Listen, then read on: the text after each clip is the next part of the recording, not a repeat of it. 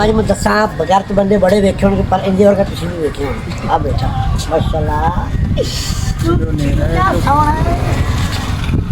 नहीं यार बैठो अब मुराद सामने बड़ी जुगता मारा यार बैठो यार बैठो मैं नहीं यार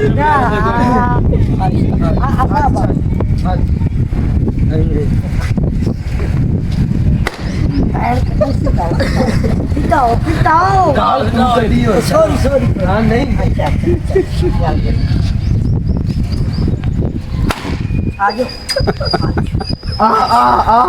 ये मेरे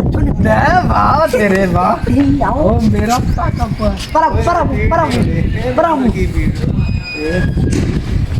थोड़ी वट के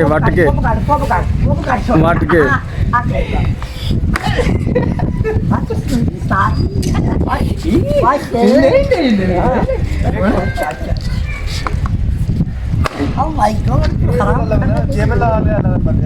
हेलो मेरे काट सामने नहीं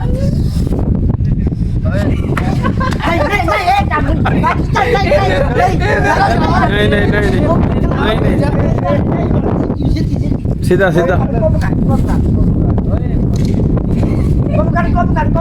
मैं मारनी जगह थी काम दोबारा मारनी नहीं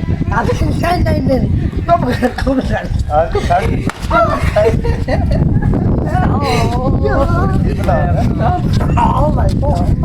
Ini kayak apa bukan lah. Oh my god.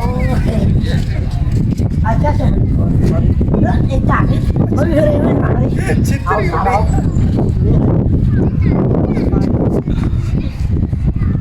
Baik. मार ले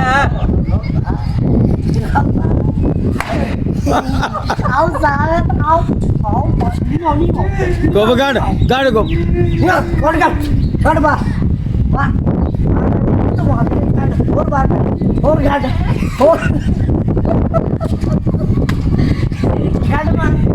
अजय कर दो गाड़ मार गाड़ और छोटी गाड़ यार बाहर गाड़ कुछ नजर आ बाहर यार की है ना टाइम ला लो और थोड़ा और इतने ਮੈਨੂੰ ਆਸਾ ਕਿਉਂ ਆ ਗਈ कभी भाई ऐसे मत नहीं हम और साल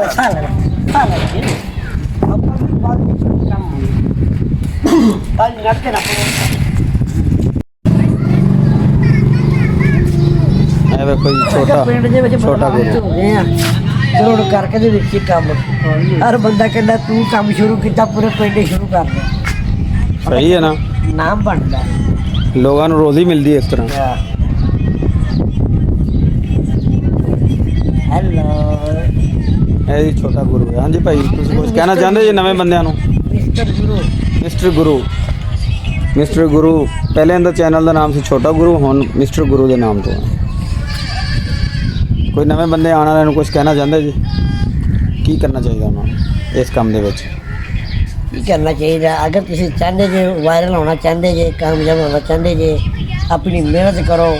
ਜ਼ੋਰ ਨਾਲ ਮਿਹਨਤ ਕਰੋ ਕੰਮ ਸਮਝ ਕੇ ਮਿਹਨਤ ਕਰੋ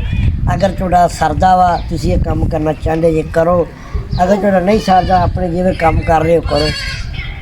ਸਹੀ ਜੇਕਰ ਤੁਹਾਡਾ ਬੈਕਗ੍ਰਾਉਂਡ ਠੀਕ ਹੈ ਭਾਈ ਆਪਣਾ ਤੁਸੀਂ ਕੰਮ ਕਰੋ ਮਤਲਬ ਤੁਹਾਡਾ ਮਤਲਬ ਹੈ ਵੀ ਕੰਮ ਸਟਾਰਟ ਕਰਨ ਤੋਂ ਪਹਿਲੇ ਬੈਕਅਪ ਤੇ ਪੈਸੇ ਚਾਹੀਦੇ ਨੇ ਕਾਫੀ ਖਰਚਾ ਹੁੰਦਾ ਜ਼ਾਰੀ ਬਾਤ ਹੈ ਮੰਥਲੀ ਤੁਹਾਨੂੰ 30,000 ਰੁਪਏ 40,000 ਰੁਪਏ ਚਾਹੀਦਾ ਲੱਗਣਾ ਹਰ ਮੰਥਲੀ ਤੁਹਾਨੂੰ 30-40,000 ਰੁਪਏ ਆਰਾਮ ਨਾਲ ਲੱਗ ਜਾ ਕਰਨਾ ਉਹ ਕਿਸ ਤਰ੍ਹਾਂ ਲੱਗੇਗਾ ਭਾਈ ਜਾਨ ਇਸ ਤਰ੍ਹਾਂ ਦੇ ਟੀਮ ਇਕੱਠੀ ਕਰੋਗੇ ਜੀ ਖਾਣਾ ਪੀਣਾ ਵੀ ਹੋਏਗਾ ਸਹੀ ਜਿਹੜਾ ਲੱਗਦਾ ਠੀਕ ਹੈ ਰੋਟੀ ਪਾਣੀ ਦੋਸਤ ਮੇਰੀ ਜਿਹੜੇ ਸ਼ੂਟ ਤੇ ਆ ਕਰਨੇ ਆ ਸਹੀ ਫਿਰ ਤੁਹਾਨੂੰ ਇੱਕ ਹਾਊਸ ਵੀ ਲੈਣਾ ਪੈਣਾ ਕਮਰਾ ਵਗੈਰਾ ਕਿਰਾਏ ਤੇ ਠੀਕ ਹੈ ਉਹਦਾ ਬਿਜਲੀ ਕਿਰਾਇਆ ਵੀ ਆ ਕਰਨਾ ਗੱਡੀ ਦਾ ਤੇਲ ਆਉਣ ਜਾਣ ਦਾ ਮੋਟਰਸਾਈਕਲ ਦਾ ਲੱਗਣਾ ਉਹ ਵੀ ਉਹ ਮਾਮਲਾ ਝੋਲੇ ਆ ਸਹੀ ਮੈਂ ਕੰਮ ਕਰਨਾ ਮੇਰਾ ਇੱਕ ਮੰਥ ਦੇ ਵਿੱਚ ਤਕਰੀਬਨ 50-55 ਹਜ਼ਾਰ ਰੁਪਏ ਖਰਚਾ ਹੈ ਸਹੀ ਇਹ ਪਹਿਲਾਂ ਲਾਣੇ ਪੈਂਦੇ ਫਿਰ ਆਉਂਦੇ ਸਹੀ ਜਿੰਨੀ ਮਿਹਨਤ ਕਰੋਗੇ ਜਿੰਨੀ ਵੀਡੀਓ ਜਾਣ ਪਾਓਗੇ ਉਨੀ ਤੁਹਾਡੀ ਵੀਡੀਓ ਚੱਲੇਗੀ सही ज़बरदस्त ठीक हो गया जी बहुत मेहरबानी शुक्रिया भाईजान अल्लाह